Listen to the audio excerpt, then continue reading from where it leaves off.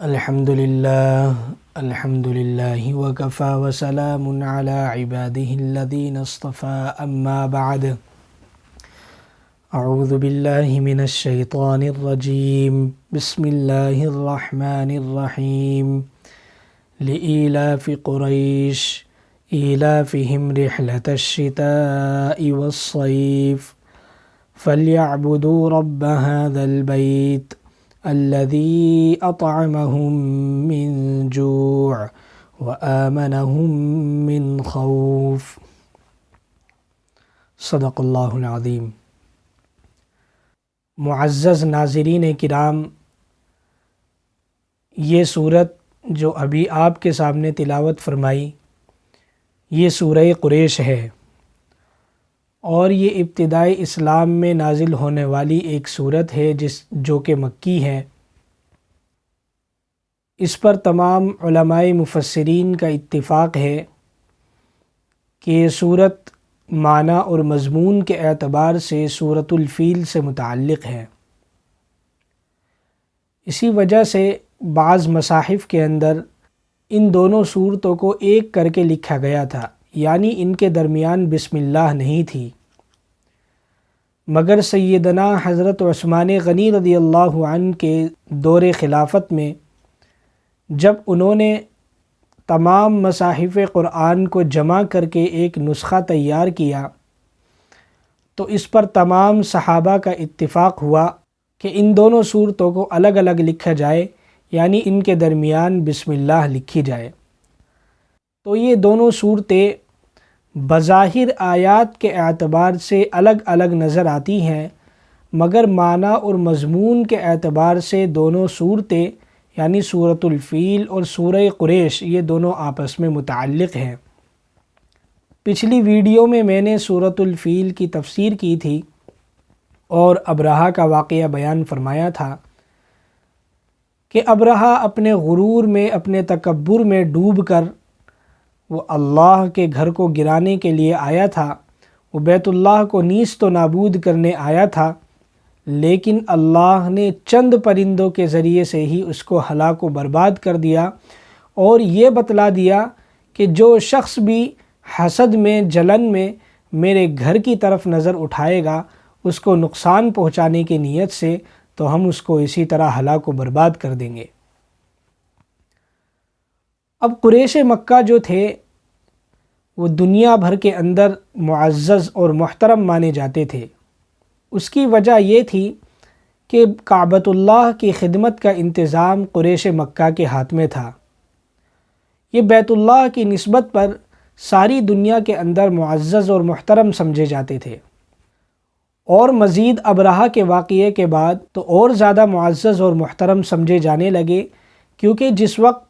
حضرت عبد المطلب ابرہہ کے پاس سے اپنے 200 اونٹ واپس لے کر کے آئے تھے تو مکہ کے اندر آ کر انہوں نے کعبۃ اللہ کا کڑا پکڑ کر کے اللہ سے دعا کی تھی، اے اللہ یہ بہت طاقتور ہے اور ایک بڑا لشکر ان کے ساتھ ہے، اے اللہ ہم ان کے مقابلہ کرنے سے قاصر ہیں، ان کا تو ہی انتظام فرما، تو ہی ان سے انتقام لے۔ تو ان کی دعا کی نسبت پر اللہ رب العزت نے ابرہہ کو اور اس کے لشکر کو ہلاک و برباد فرما دیا تھا۔ تو اسی بنا پر اب یہ اور بھی زیادہ معزز و محترم سمجھے جانے لگے۔ اللہ رب العزت نے فرمایا لإیلاف قریش ایلافہم رحلة الشتاء والصیف، کہ قریش مکہ یہ گرمی اور سردی کے سفروں کے عادی ہو گئے تھے۔ بعض حضرات نے فرمایا لإیلاف قریش سے پہلے انا اہلکنا اصحاب الفیل، یہ الفاظ پوشیدہ ہے، یہ محذوف ہے، یعنی اللہ رب العزت فرماتے ہیں کہ ہم نے اصحاب فیل کو اس وجہ سے ہلاک فرمایا کہ قریش مکہ یہ سردی اور گرمی کے سفر کرتے تھے، تجارت کی غرض سے ان کے سفر میں کوئی رکاوٹ پیش نہ آئے۔ دراصل حضرت ابن عباس رضی اللہ عنہ کی ایک حدیث ہے، انہوں نے فرمایا کہ قریش مکہ یہ بڑی سخت تکلیفوں میں تھے اور بڑی مصیبتوں میں تھے اور بڑی اذیتوں میں تھے، کیونکہ مکہ کے اندر نہ زراعت تھی، نہ کسی طرح کی فراوانی، اور بھوک مری تھی، تو آپ علیہ الصلوۃ والسلام کے جد امجد ہاشم نے قریش مکہ کو ملکوں کے سفر کرنے پر تجارت کے غرض سے آمادہ فرمایا۔ اسی وجہ سے جب ہاشم کا قافلہ مکہ مکرمہ کے اندر تجارت کر کے واپس آیا کرتا تھا تو اتنی برکت ہوتی تھی، اتنی فراوانی ہوتی تھی کہ ہاشم اپنے منافع کو امیر و غریب سب میں تقسیم فرما دیا کرتے تھے۔ ان کے دور میں ان کے زمانے کا غریب بھی امیر سمجھا جاتا تھا۔ تو اسی وجہ سے قریش مکہ سردی اور گرمی کے سفر تجارت کی غرض سے کرتے ہوئے آ رہے تھے۔ یمن گرم ملک تھا تو یہ سردی میں یمن کا سفر کرتے تھے، اور شام سرد ملک تھا تو اس وجہ سے گرمی کے اندر شام کا سفر کیا کرتے تھے۔ اسی لیے اللہ رب العزت نے فرمایا کہ ہم نے اصحاب فیل کو اس وجہ سے ہلاک کیا ہے کہ قریش مکہ سردی اور گرمی میں تجارت کے غرض سے سفر کرتے ہیں، ان کے سفر میں کوئی رکاوٹ پیش نہ آئے، کیونکہ راستے میں ڈکیتی ہوتی تھی، چوری ہوتی تھی۔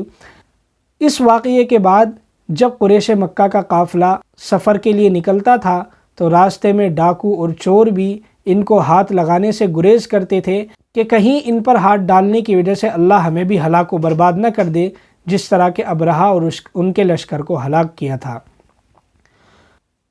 تو یہ اللہ کا بہت بڑا ان پر انعام تھا کہ اللہ نے ان کے تجارت کے سفر کی جو پریشانیاں تھیں، جو تکلیفیں تھیں، وہ اللہ نے دور فرما دی، ان کو معزز و محترم بنایا، وہ صرف بیت اللہ کی وجہ سے، بیت اللہ کی خدمت کی وجہ سے۔ تو اس صورت سے قریش مکہ کی افضلیت ثابت ہوتی ہے، کیونکہ حدیث کے اندر بھی آپ علیہ الصلوۃ والسلام نے فرمایا ہے کہ اللہ رب العزت نے اولاد اسماعیل میں سے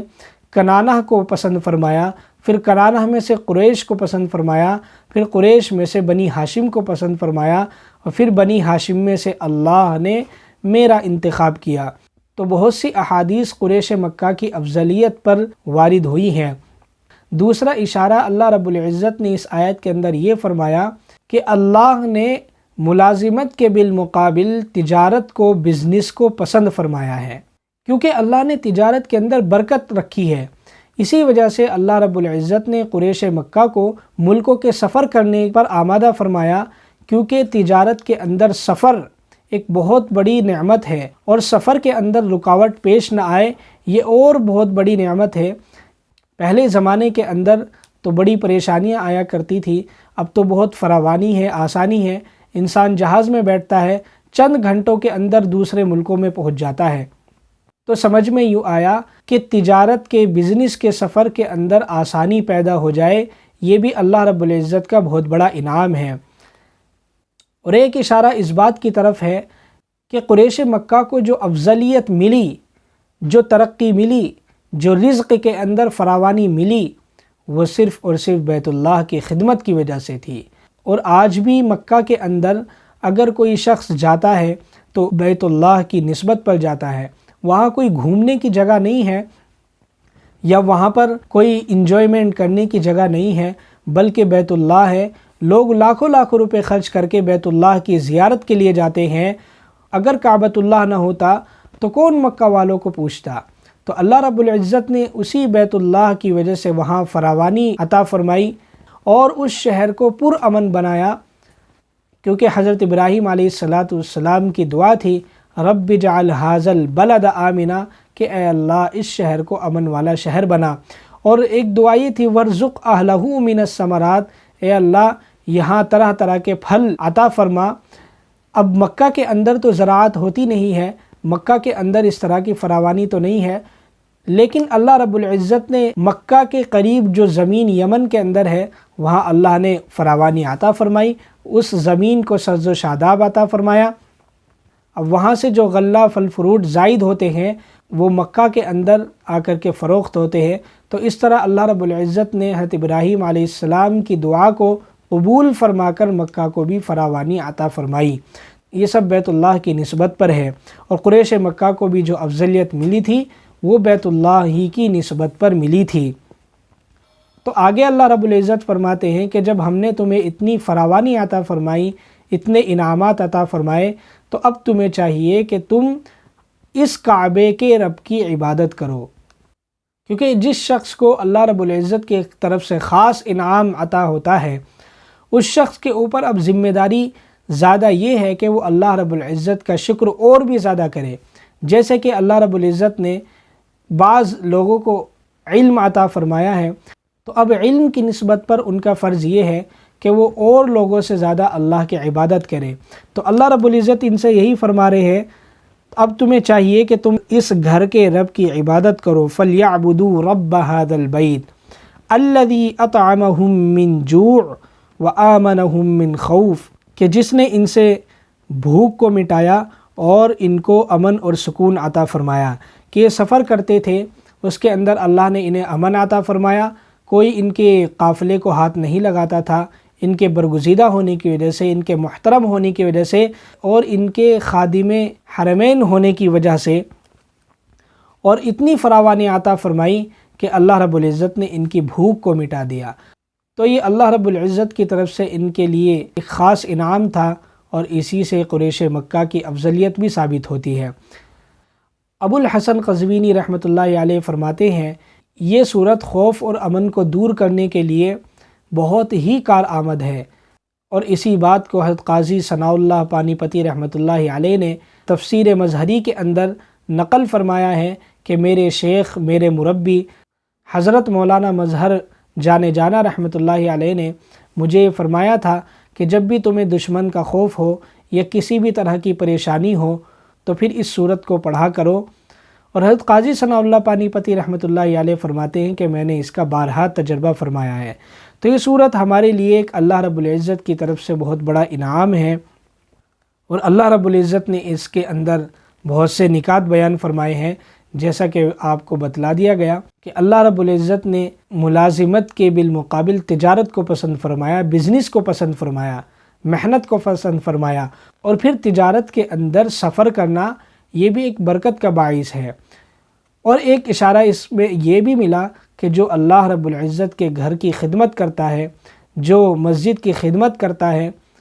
اللہ رب العزت اس کی تجارت میں، اس کے بزنس میں اسی طرح ترقی عطا فرماتے ہیں۔ اللہ رب العزت ہمیں مزید عمل کرنے کی توفیق نصیب فرمائے، اور قرآن کریم کو صحیح طور پر سمجھنے اور سمجھانے کی توفیق نصیب فرمائے۔ وآخر دعوانا ان الحمد للہ رب العالمین۔